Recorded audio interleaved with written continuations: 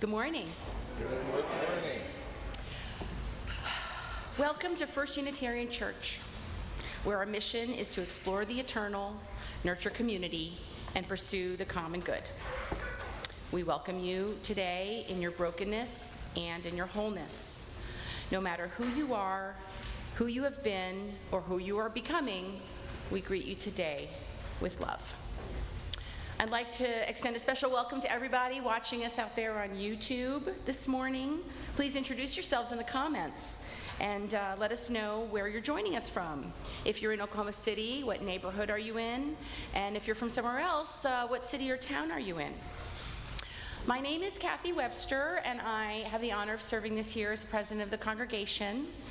I am a 50-something white lady. My pronouns are she and her. Today I'm wearing fall colors that feature a soft blue and brown.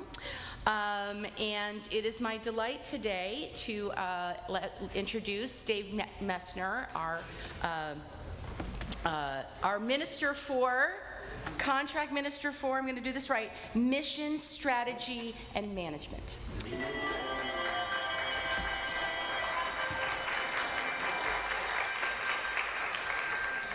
For those of you who might not have learned anything about Dave, he has been with us virtually since August 15th. So he's been doing this mission strategy stuff with us behind the scenes. So he's visiting today.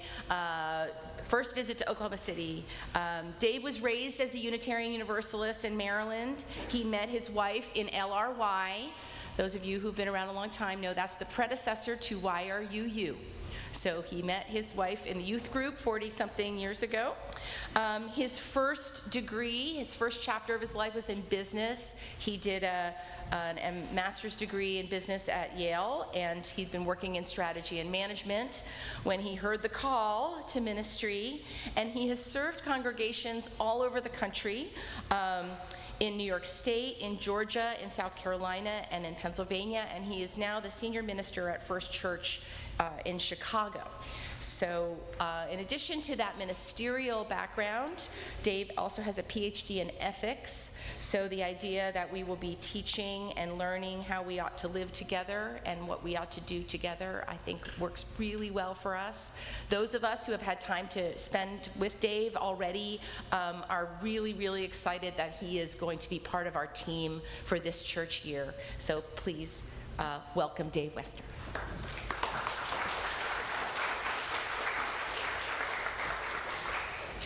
And now the prelude prepares us for worship.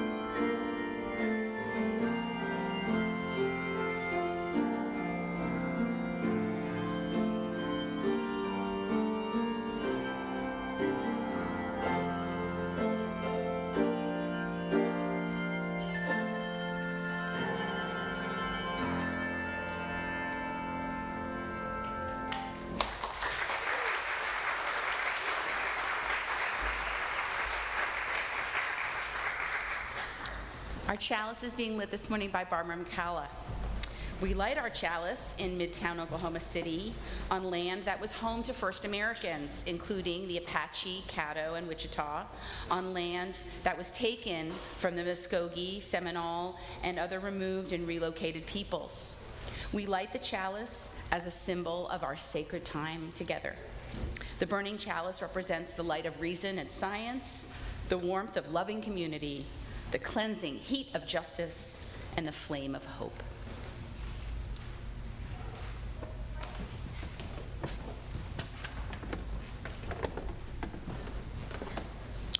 There's something particularly wonderful and rather peculiar about calling people to worship when you just arrived in the house yourself. I was just talking to Sue in the room, and she was telling me I've been here 50 years, and I've been here 50 minutes. And my job here is to tell you why you come to this church, when in my heart, I want to ask you that question.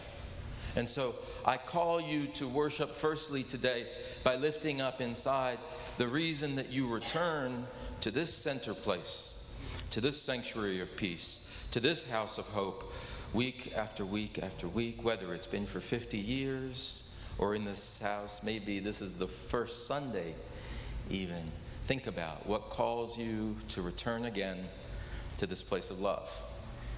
And then I hope you're going to find a chance to tell me about that. One of the things that has led me into ministry, that gave me joy in the Unitarian Church in particular, though as a kid I didn't go to any other kind, so I didn't know a lot of what other people were doing, which turned out to be rather different. What's that all about? So adulthood has been an education for me, which is good, it's as it should.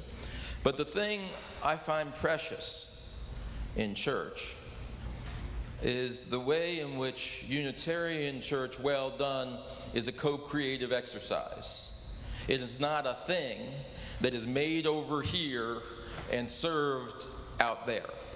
It is a thing we come together and invent, with some help and some tradition.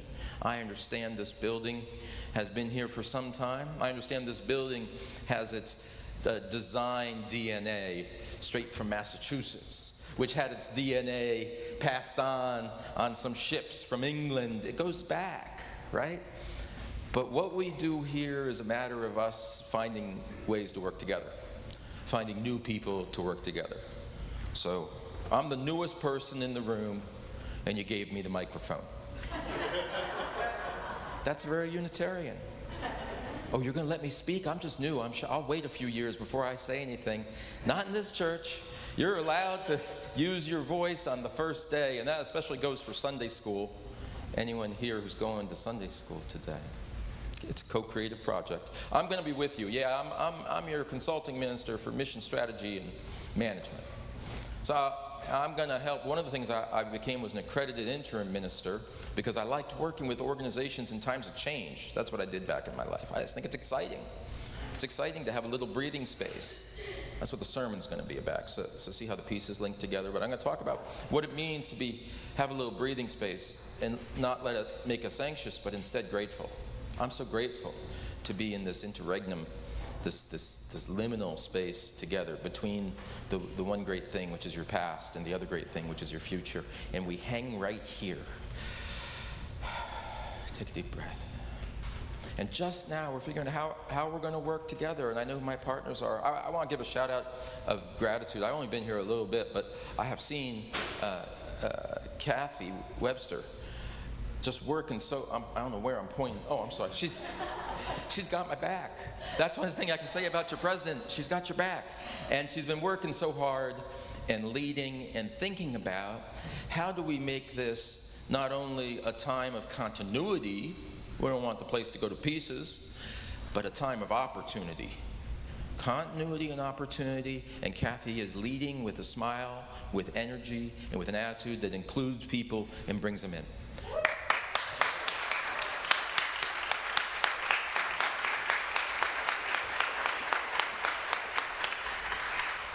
Man. Also, people in Oklahoma are nice. Is it just you all, or is it everybody? Maybe it's here. You tell me about it. You'll tell me more about that. I want to say, I want to give a shout out. There are a bunch of people I give a shout out to, so please don't take it. But I want to lift up that since Reverend Campbell left after her targeted engagement, and just as a word, Sue was my mentor in becoming an accredited intern. And she's just a woman of heart, and she's brilliant too. But I just was like, oh, to follow Sue, that's great. I'm not as nice as Sue, but I love her, so there's some reflected glory in that. And I'm glad she got to bring her ministerial gifts here, and I thank her in absentia for that. Since she left, one of the things that happened, which is good in gaps, is the stepping forward. And if I knew more, I could do the litany of all who have stepped forward to take up the work. Doesn't look like anyone's got this. I'll bring, where's my friend who brought the coffee and donuts every week? I said, this person, right? He's still in the coffee with the, but is it, the person who sees, we need some donuts in here every week. I do that. Anyway, this is taking up the work. Here I want to give a shout out to Tim Atkins. Tim, would you rise up in body and or spirit?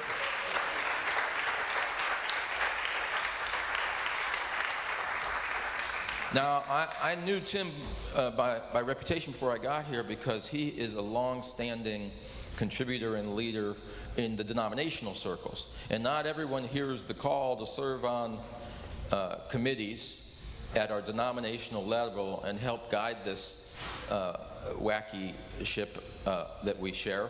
And Tim has stepped up time and time again. He is recognized by his peers in the religious education community as one of the go-tos, as one of the pillars and the coaches and kind and loving forces in shaping what it is to be a religious educator in America.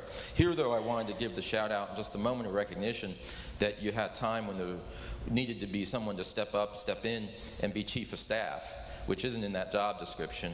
And Tim did that and did that well. And that's an enormous gift. So thank you again. In these, we're going to be working on teams. Part of my work with you, and forgive me, this is getting a little informational, but I want you to know what we are doing. What we are doing is we are going to, my remit in that title was to work with your teams. Work with the board, work with the HR working group, work with the finance committee, work with the staff team to empower, energize, create cohesion, focus, energy, and nurturance, not all from me, but as a catalyst for those teams in the congregation. So that's where I'm going to spend a lot of my time, partnering, coaching, and hopefully bringing some positive energy. Church is 97% energy. That's it. 3% hymnals. That's all there takes in church. 2% coffee, 102% church. Okay, so that's what I'm going to be doing. Any of you know Reverend John Lou Johnstone?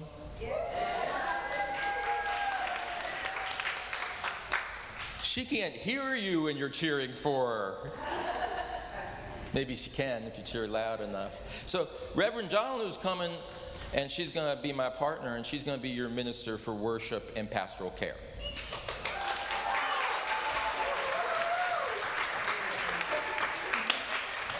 Now, I get none of the credit for that, and yet I get to announce it because Kathy and the team and the transition team, Sandra, and everyone else. I should give Sandra a shout out, who I think is on One We Wish You. What's that? Watching from home.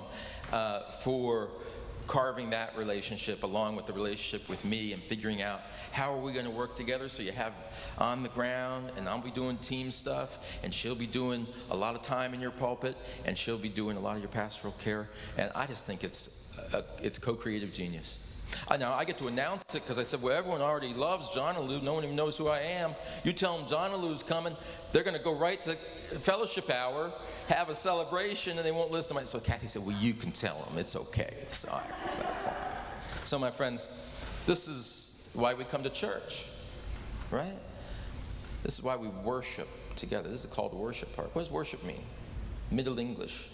Do we have anyone very old who still speaks Middle English? well, 400 or 500 years ago. It comes from this notion of the same root as worthiness, that which is worthy. And we worship that which is most worthy.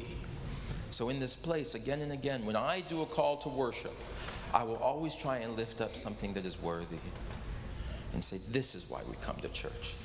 It is worthy to be in a place where people see value in one another, where people are willing to do the work that needs to be done, where people together face uncertain events or unexpected changes and adapt, overcome, and celebrate the gift of being able to do that.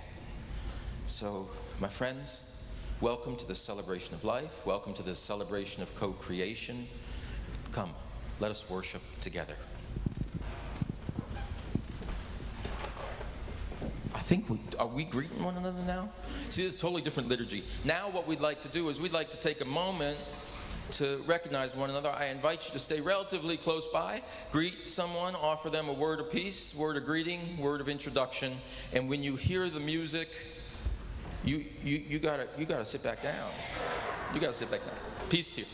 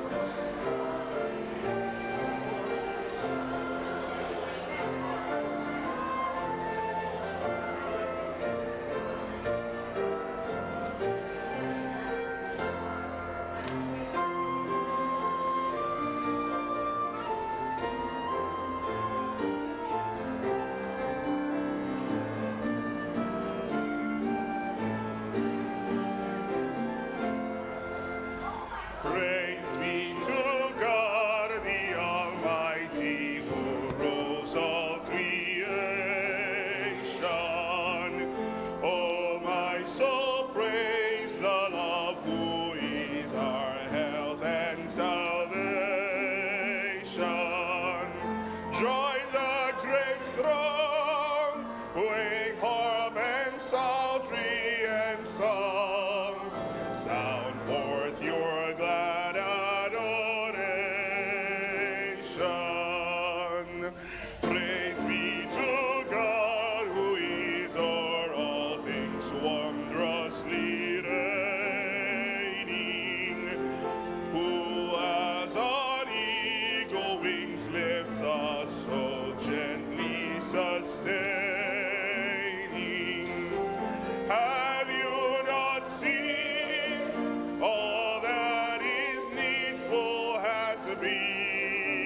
set by God's gracious ordaining. Praise be to God who will prosper your work and defend you. Surely God's goodness and mercy here daily attend you. Ponder on you what the Almighty can do, who with great love does befriend you. Praise be to God who forgets not God's manifold graces. All that has life and breath, one song of gratitude raises. Let the Amen sound from the people again. Let me forever sing praises.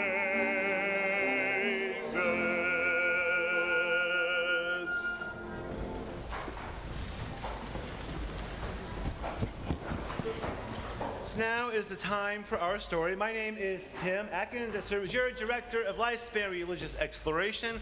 I am both big and tall, wearing a rainbow striped shirt, but I have my Faith is Love t-shirt on top of it. So did you know, this is going to surprise some of you in this room, but did you know there was a time that you could actually get lost? So when I was growing up, we did not have a permanent map in our pockets.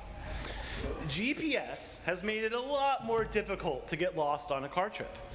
But it's something everyone my age and older has at least some experience with. Sometimes you would get in the car and just drive. You'd end up getting lost, and get this, you'd actually have to stop and ask for directions. Or even pull out and look at a map. But those car trips were always so much fun, even though we didn't really know where we were going, because there is joy in the journey. Now, our story today explores the idea that there is indeed joy in the journey. In fact, whenever you hear the line, "Joy is in the journey," I want you to repeat that line after I say it. So let's practice. Joy is in the journey. Joy is in the journey. Perfect. As always. And now our story, The Quest for the Rainbow.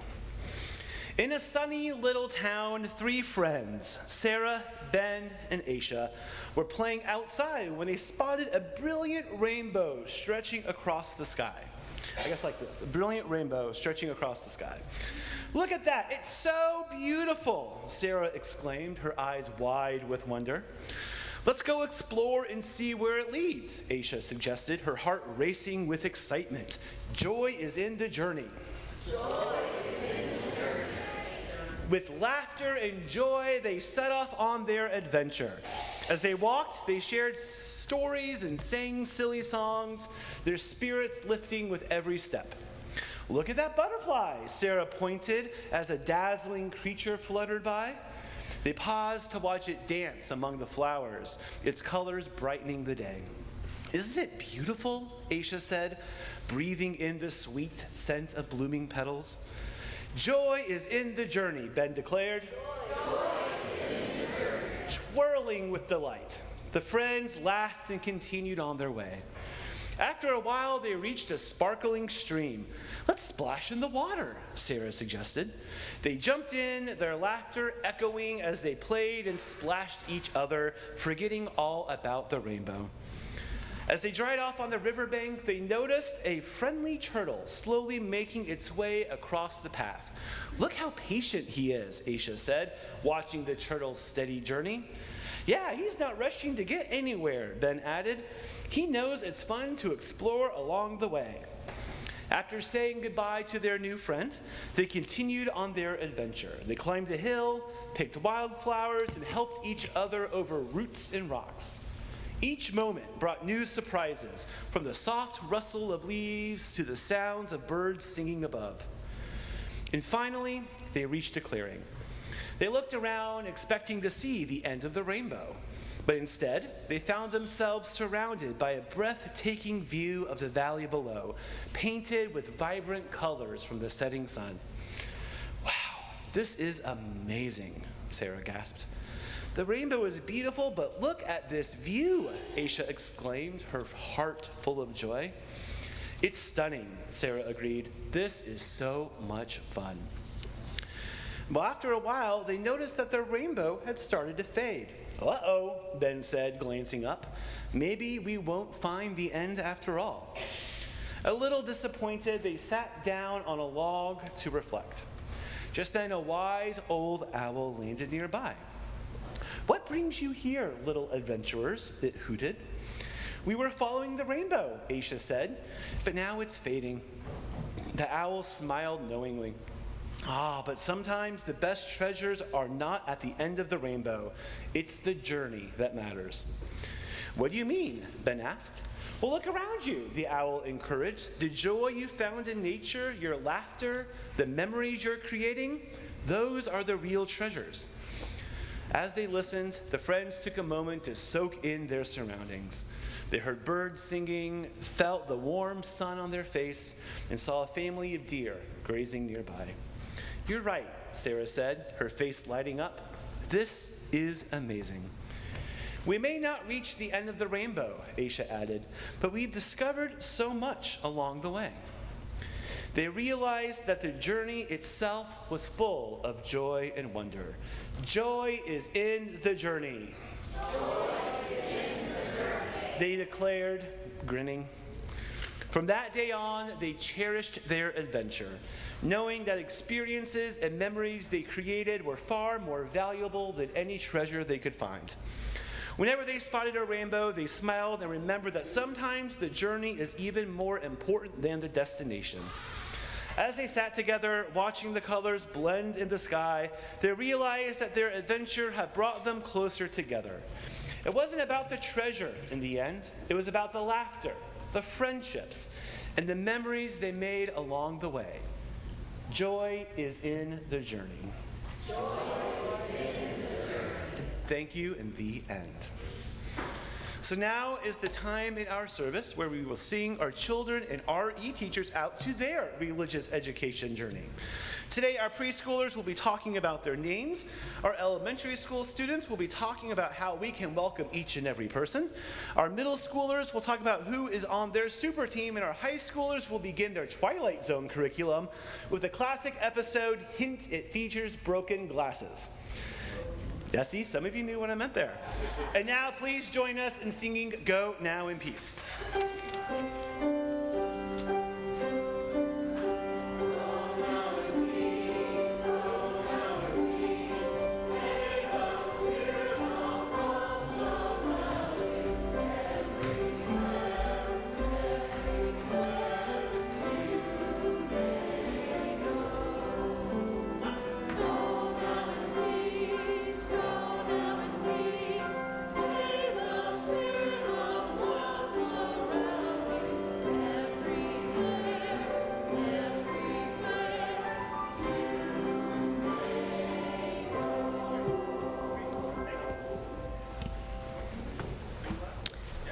Well, good morning again.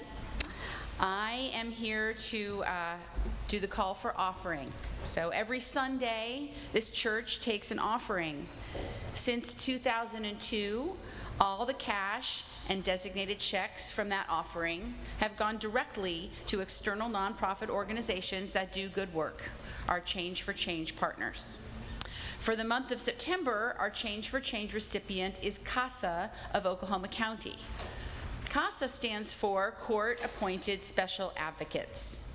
CASA's mission is to provide trained volunteers to be champions for the individualized best interests of children in foster care. CASA serves as a caring, consistent adult and provides a voice to a child during a highly traumatic time in their life. The goal is to find a safe, permanent home for the children and youth. Funds will be used to support program expenses related to recruiting, screening, training, and supervising CASA volunteers. For those of you who are in the sanctuary with us today, in just a moment, we will be passing the plate. And if you're watching us online, you can make your gift by sending a check to First Unitarian, write change for change in the memo line, or please make an online payment through our website, oneuc.org. And thank you.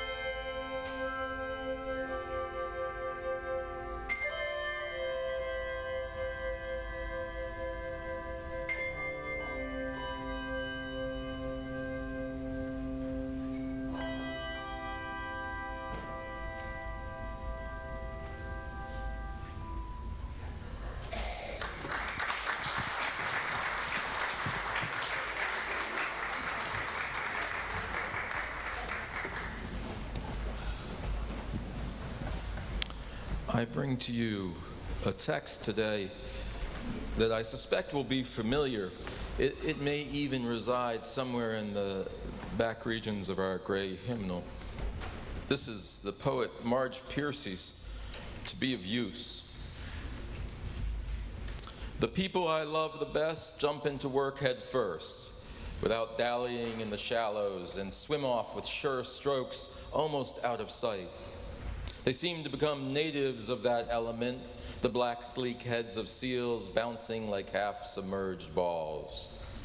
I love people who harness themselves, an ox to a heavy cart, who pull like water buffalo with massive patience, who strain in the mud and the muck to move things forward, who do what has to be done again and again. I want to be with the people who submerge in the task, who go into the fields to harvest and work in a row and pass the bags along, who are not parlor generals and field deserters, but move in a common rhythm. Move in a common rhythm when the food must come in or the fire must be put out. The work of this world, friends, is common as mud. Botched, it smears the hands, crumbles to dust. But the thing worth doing well done has a shape that satisfies, clean and evident.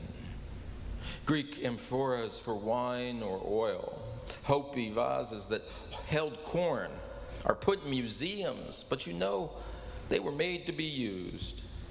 The pitcher cries for water to carry, and a person for work that is real.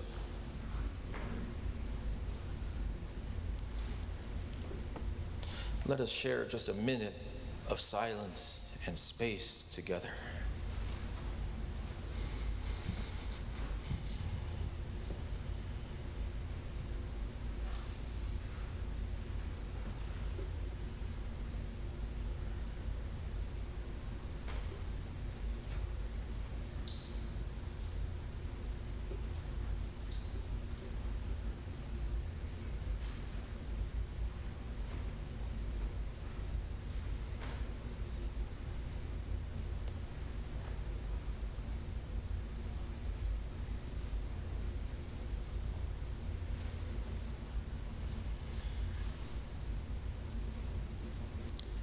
And if you feel so moved, please join with me in the posture and spirit of prayer. Spirit of life and love, mothering God of compassion, hear our prayer. Hear our thanks on this day for all that we have received. Hear our thanks for all the hands who have worked in the mud, that we may eat, that we may live free lives, that we may worship with freedom, that we may choose our friends, choose our passions, and use the strength of our bodies and the cunning of our minds to take up the work of the day that so begs our engagement. We give thanks for the spirit of grace that surrounds us, sustains us, and lifts us up when we are down. For we have days when we are down and may feel lost, may not feel the vigor of passing wheat in the field, but instead the lethargy of still staying at home in bed.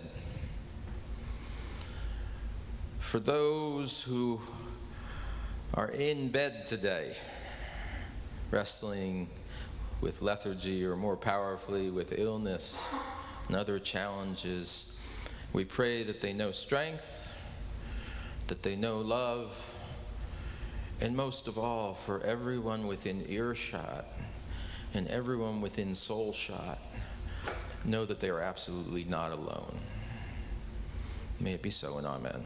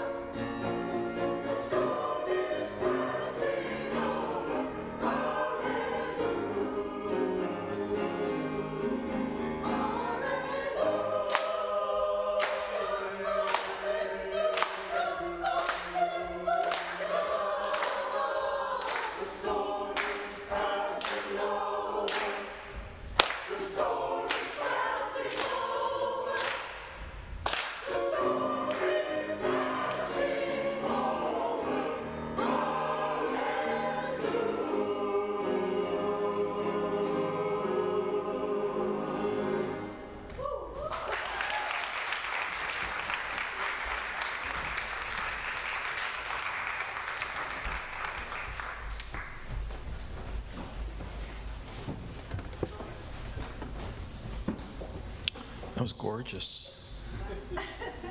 I encourage you, next time they sing, come up here. Because it sounds really good right in the midst of, y'all can come just jam up in here. I'm sure it'll be okay. I'm sure it'll be okay. Thank you. That was a gift. That was a gift. So, I've been on the road for a while now, and I was telling people, someone asked me, where are you from? And I stared blankly at him, which is never a good sign. And he checked if I was all right. But I said, been a number of places in my life, you know? And so where I was born is a long way away now. And as I get to a certain mid part of my life, I'm having some joy going back to the places I've been and taking stock again. One of the places of my life that was important to me growing up and in later life when I had kids was a retreat center we have off of the coast of New Hampshire. Anyone know Star Island? So now we're getting pretty far away here. There's a group called the Isles of Shoals. Now the Isles they're rocks that jut above the water, and they 400 or 500 years ago, how long that was, very earliest they were stops for fishing. You know, when you're out in the open seas and fishing, and it has been a stop long before there was colonization and everything. When there were colonization, it became a little city. In the 19th century, they built a very fancy hotel out there, and so folks from the affluent places would ride out there and in the Victorian era and stay in this hotel. There's more story than I need to tell about Star Island. I just love it. We own it now, us with the United Church of Christ and the UUA, the Unitarian Universalists co-own it in a corporation, and it's all religious retreats, personal retreats, and it is a peaceful place to be, sitting out in the sea. And I started going there, in LRY, way back in the day. They would have youth conferences, which are super fun, and then they have all kinds of stuff for those of us who are grown up to, everything from yoga to watercolors to history. Anyway, so I'm pitching that. I just went back and I said, I always wanted, they have a thing called pelicans, which are both birds and what they call the kids. It's a good summer job.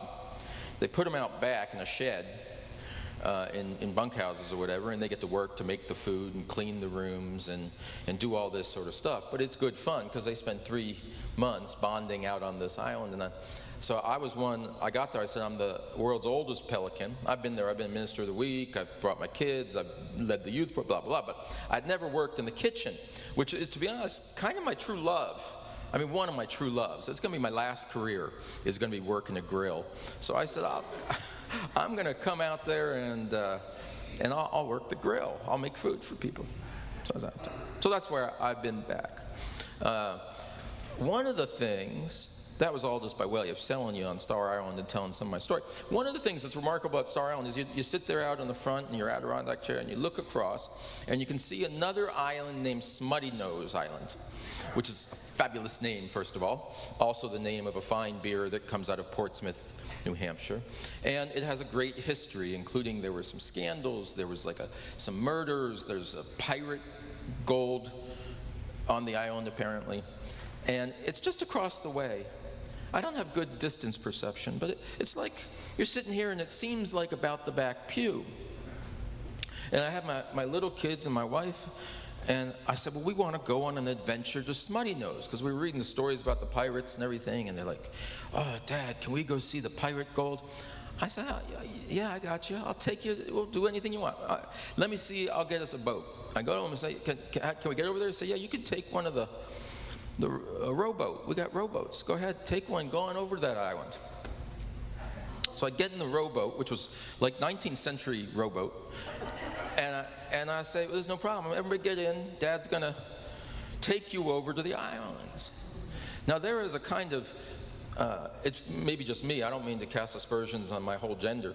But there's something that's like a male delusion of the ability to operate a vessel you have never encountered before, you have not been trained on. No one even gave you any instruction. They just said they're down on the right side, on the other side of the dock. And I said, well, I got it. Why?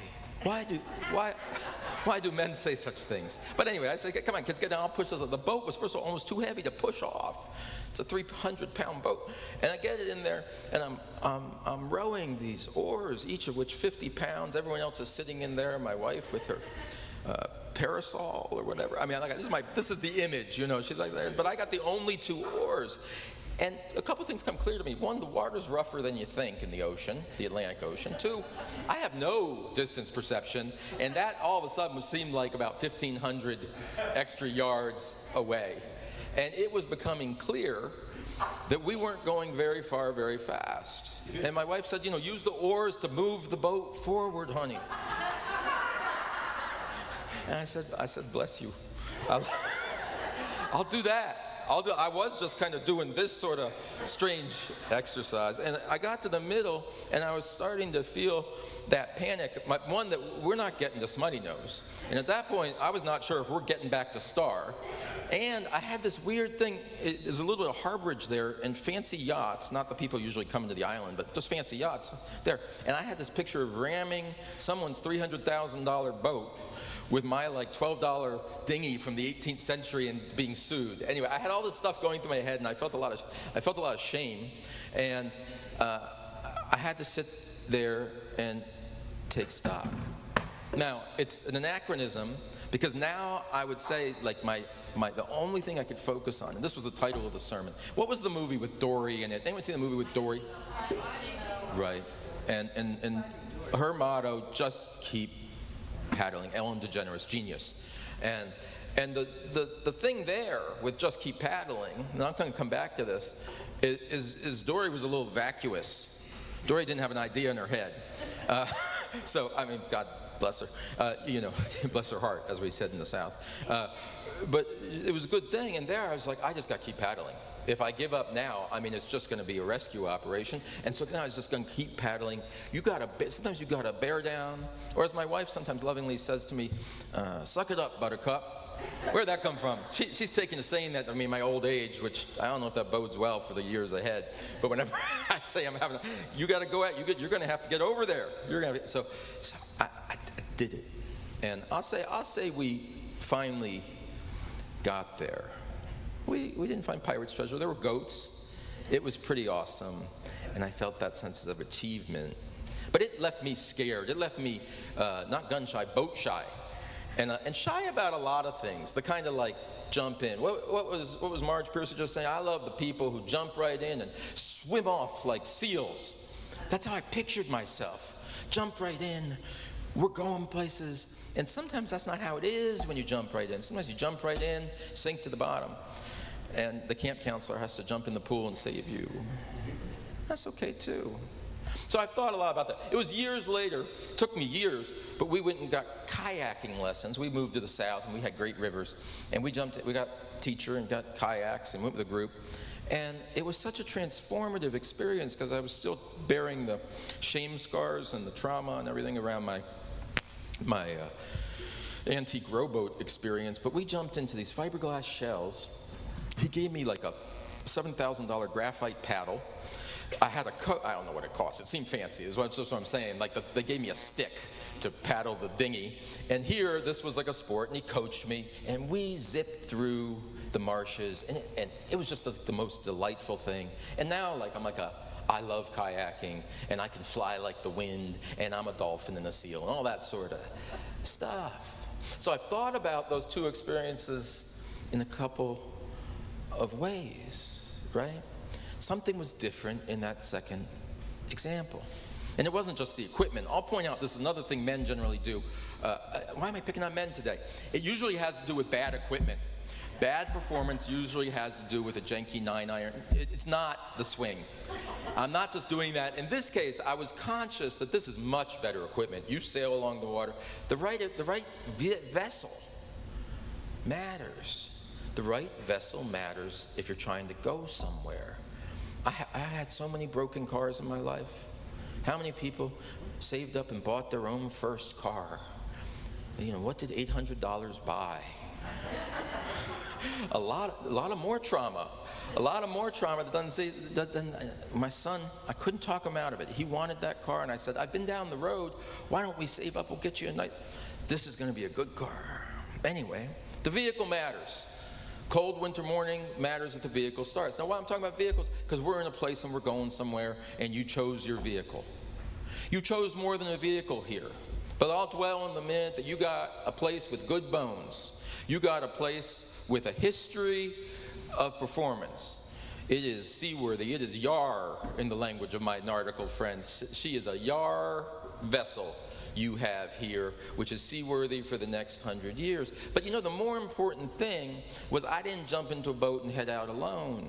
I not only had some people who knew how to do kayaks, we had a whole crew of people, none of whom was going to let you spin alone stuck under the bridge. Like a little swarm of helpful bees. Everybody comes back and says, you doing okay? Here, let me help you. And I'm telling you, that's the metaphor I want to labor here in church. You've chosen a good church. It's got good principles, got good history, it's got beautiful bell choir, it's got talented singers. That's it.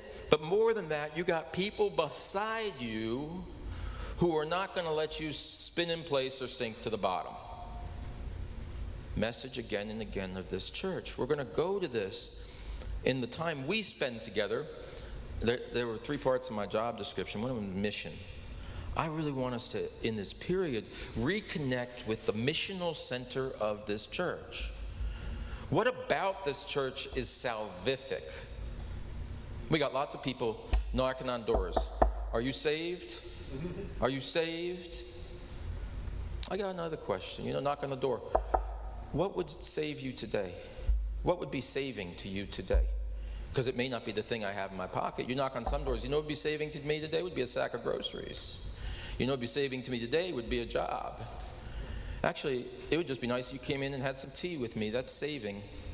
And so I ask this question in church when we get in that missional space. I'm in the Bible Belt. We're something of the Bible Belt. That idea of how is this a salvific church? If we're not worried about going to hell. Anybody worried about going to hell? Because I can do my universalist sermon, that's it. It's important. That's living stuff. Lots of people are sitting around worrying that they're defective or they're going to get in trouble. I'm an anxious guy, and I don't like feeling like I'm in trouble. Or I might be doing something wrong that's getting me in trouble and I don't even know it, and then 10 years later they're going to say, nobody told you that was against the law? Anyway, I'm a nervous. I can get that stuff going. Well, our whole message of universalism is, of course, what you're doing is not against the law, unless you are. There's some literal situations. But I know you people enough already. Who you are is not against the law. Let me say that. And whatever good thing awaits one of us, awaits all of us. The ticket was purchased the day of your birth and is waiting for you in a safe deposit box. You don't even have to remember the number of the key. It's all guaranteed. Okay, so now that we got that part done, the question is, how's this church going to save my life? How's this church going to, I can move from the melodrama, the soteriological drama of salvation, to just simply, how's this church going to lift me up? Because not a one of us who walks in this room isn't ready to be lifted up in one way or another. That's why we have beautiful music. It just reminds us what it is in an instant. Almost an instant. The first bells ring. I came in early to hear them. The first bells ring, and I went from here to here. That's some kind of magic, isn't it? And so what magic resideth in this place? Conductor stands up.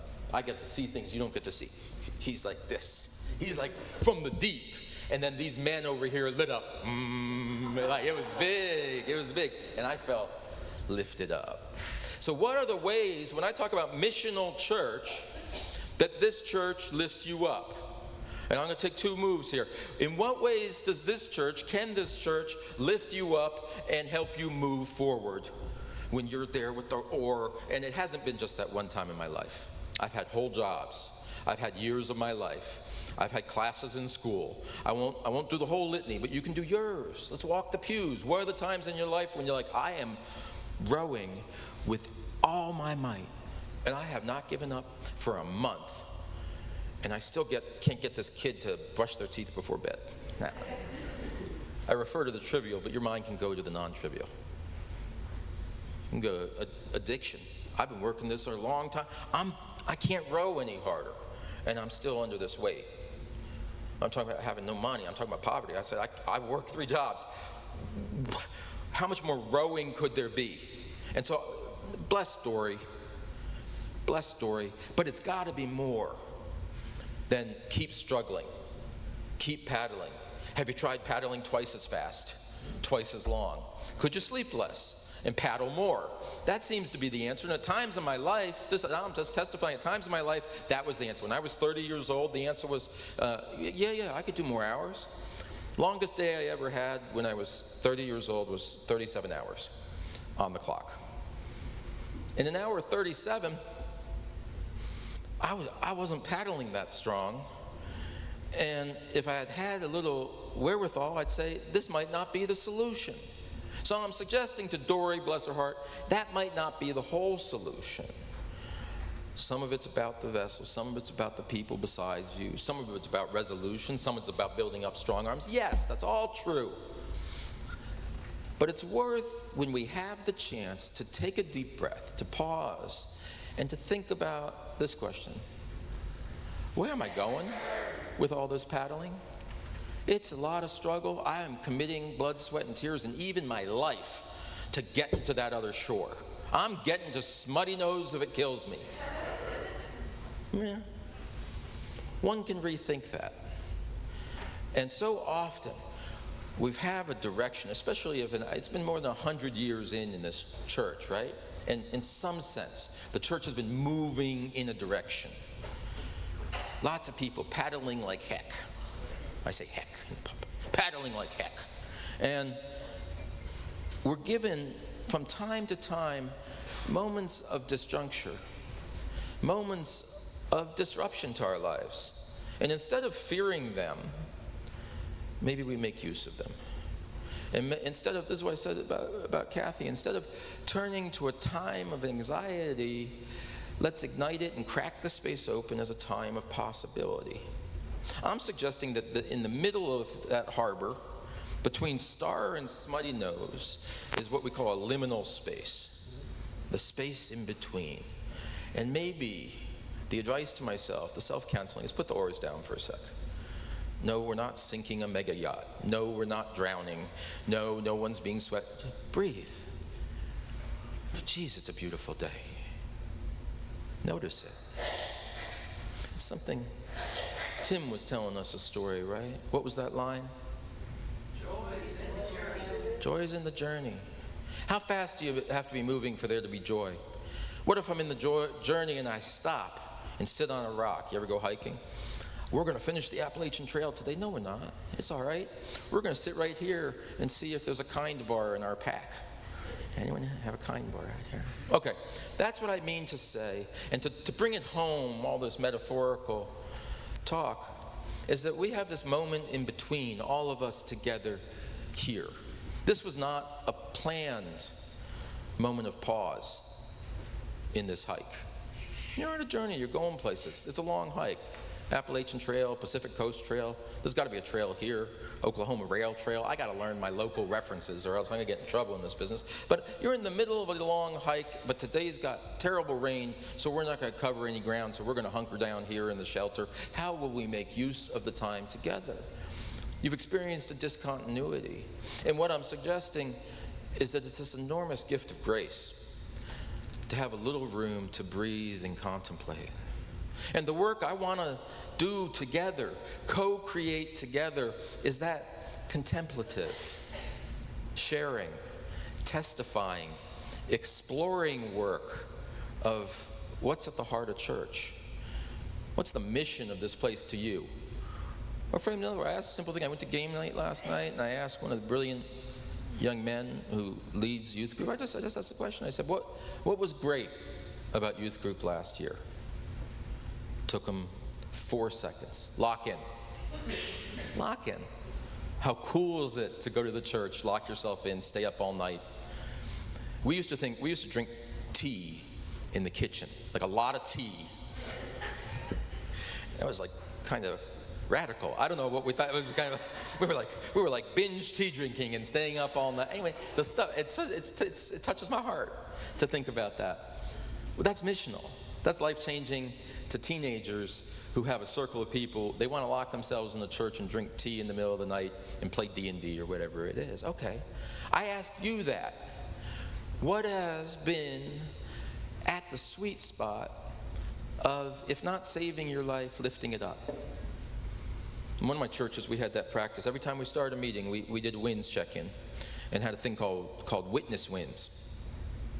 What's something you saw in church today that caused you to point and say, that's why we have church, you know? And the list could go on. I'm making a list. As I walk around, I write stuff. I got a little notebook, and I write the stuff. I'm trying to pick out the things to say, you know, the kids come out and say something, whether it's about the lock-in or this morning I was getting quizzed on clinical terminology by Austin and Natalie's kids. Are they here in the house or they're working? Anyway, and I say it's a win. Like whenever I encounter our kids and they are just like sparky, fire bright. And I say, these are kids unafraid to speak their mind. These are kids unafraid to walk up to an adult in church, issue a quiz question. Well, yes, ma'am. Tell me that again. I'll try and answer. She said, what is mitosis? Was the question this morning. Well, I can explain. Anyway, what's the win there? Something in biology. His dad's doing a good job in his field, I think. But there's something, it's more like that, like what kind of place that these kids have a comfort across generations and feel like it's their place. So I ask you, not only when has this church touched and changed your life or lifted you up just a little bit, but what have you witnessed that you said, this is worthwhile, I would give everything for that. A moment that you know this church helped somebody. And when is it? That are the moments we have discontinuities that we need some help getting through it. Maybe it's experiencing a divorce, right? That's some change. In church long enough, you get the gift of living long enough, you experience the loss of a lot of people. Experience the loss of your spouse. I got so many people in my home church, I don't know here, who are figuring out how to navigate life after that wonderful 40-year marriage. That's getting through something.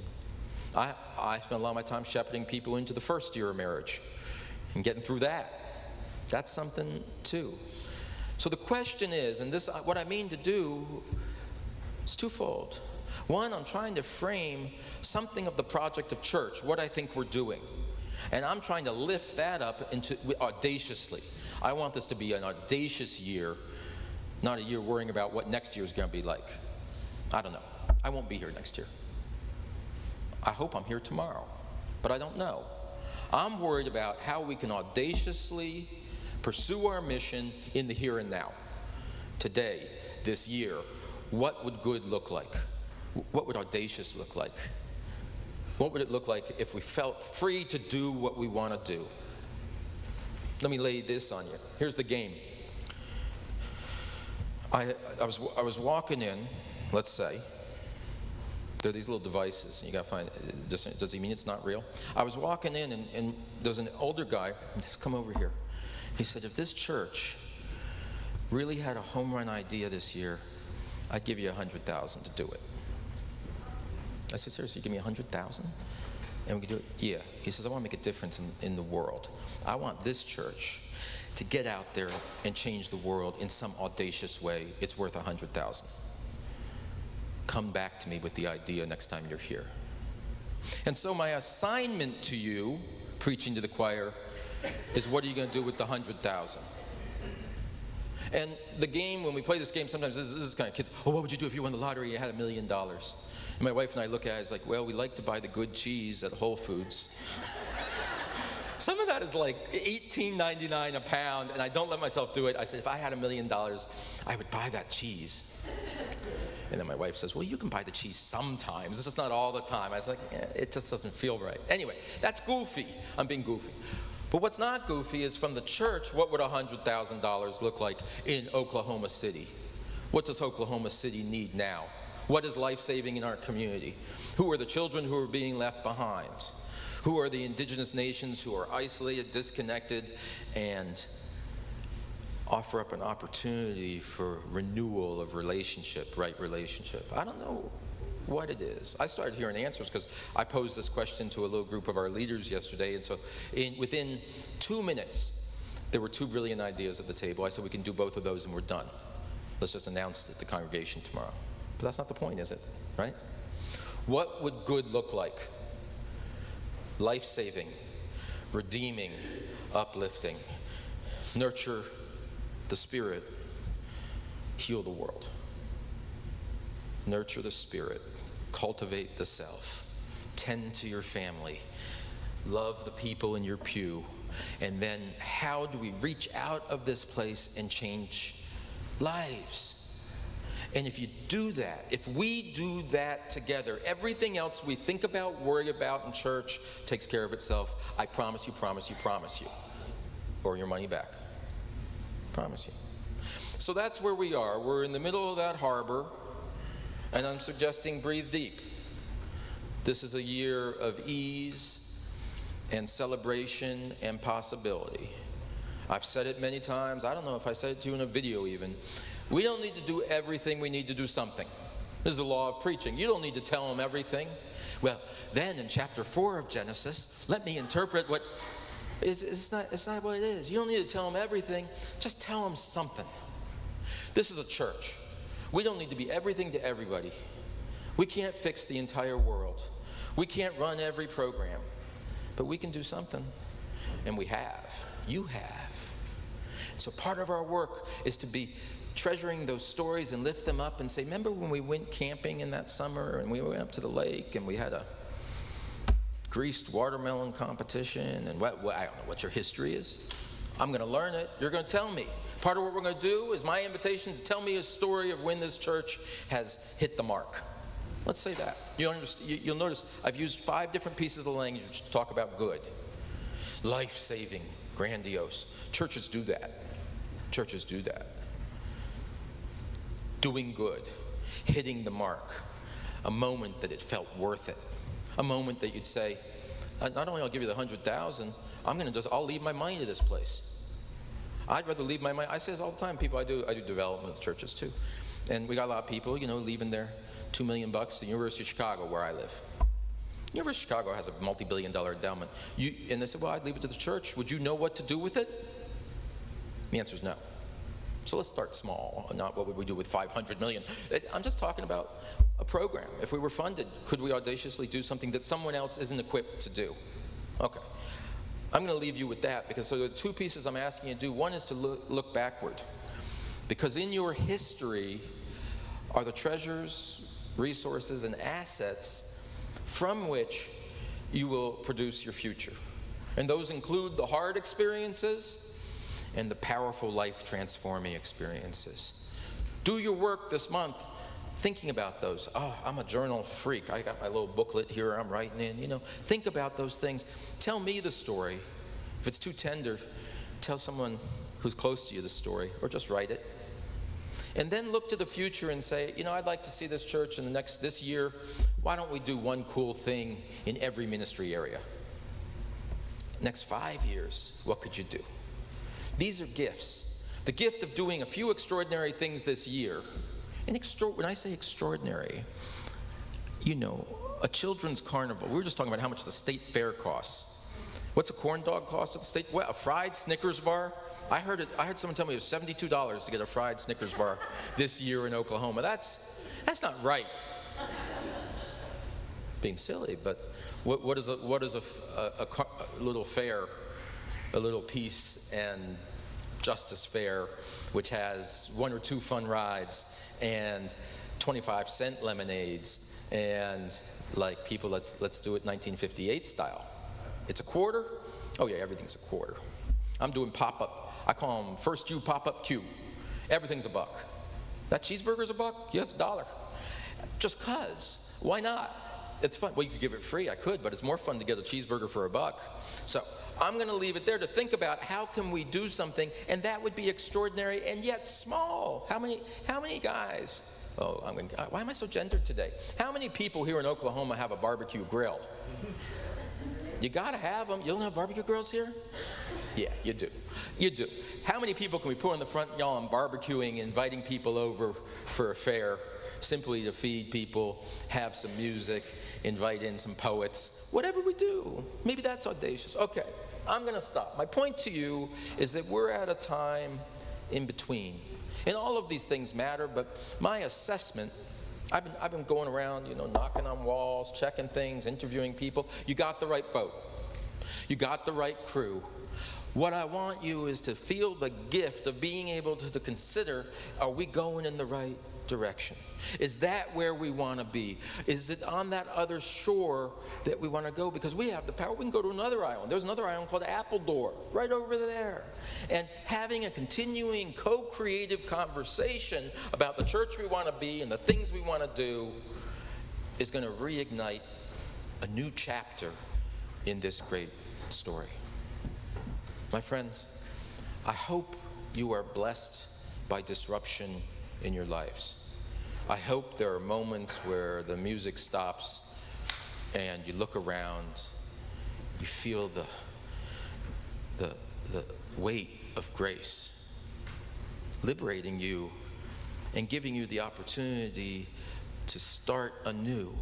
We talked about for the church. We talked about metaphorically in boats, but I'm interested to know who heard the bell choir today and thought, it looks like there's a space for me right between F and G. I don't know. A person who said, oh, I love that piece. I want to sing with those people. I got 8 seats open here. Holy moly. Teach the kids. Tim's got a dream about Community Al he shared. I don't want to give it away. But how can we offer in a state that seems to have rather some more mainstream conservative ideas about things that we aren't the radical fringe, my friends. I mean, we're solidly the progressive middle of like, no, we want to teach our kids to be healthy, for instance. Take that to the whole community. I'm giving away Tim's idea. So you can say, no, that is a good idea. We should offer something for people. So I wish for you the space of grace. I wish for you interruption in your life that may be liberating and not unnerving. And I wished for you to know, if you remember only one thing, you are in a project with other people. You are not alone. You are in a great adventure, and we're going to go places. May it be so, and amen.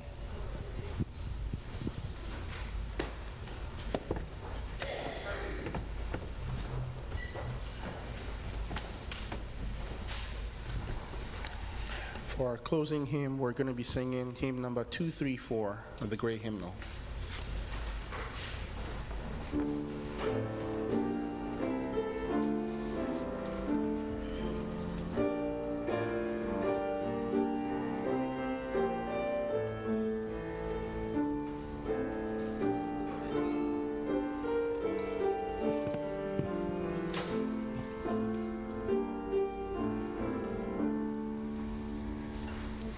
In the gentle of the moon, in the garnet of a star, feel the presence of a hope where the crowding shepherds are.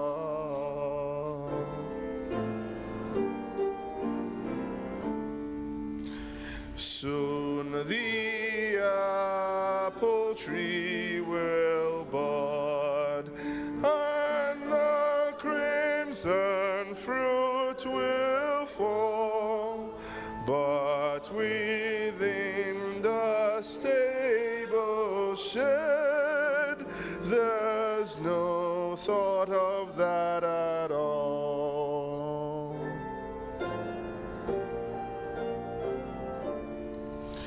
Touch the treasure of a faith that the mythic instance here.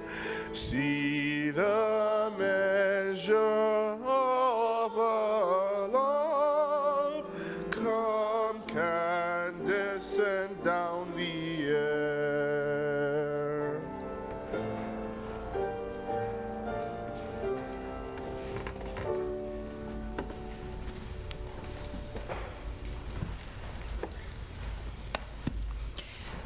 We extinguish our chalice flame, but not the light of love and community which burns on in our hearts.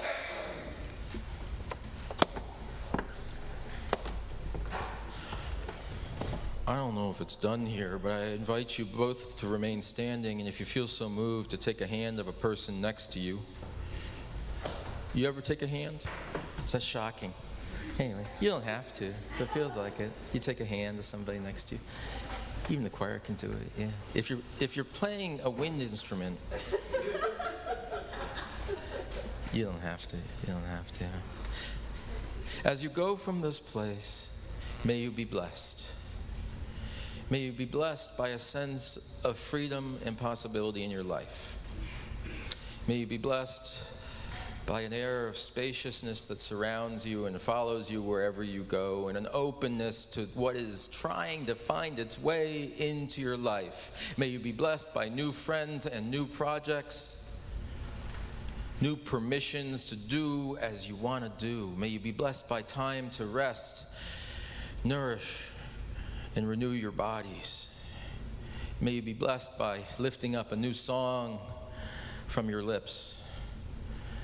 May you be blessed with the power to use your voice to make change. And may you be blessed by the opportunity to be the friend someone else is looking for and hoping comes into their life. Go in peace, my friends. Amen.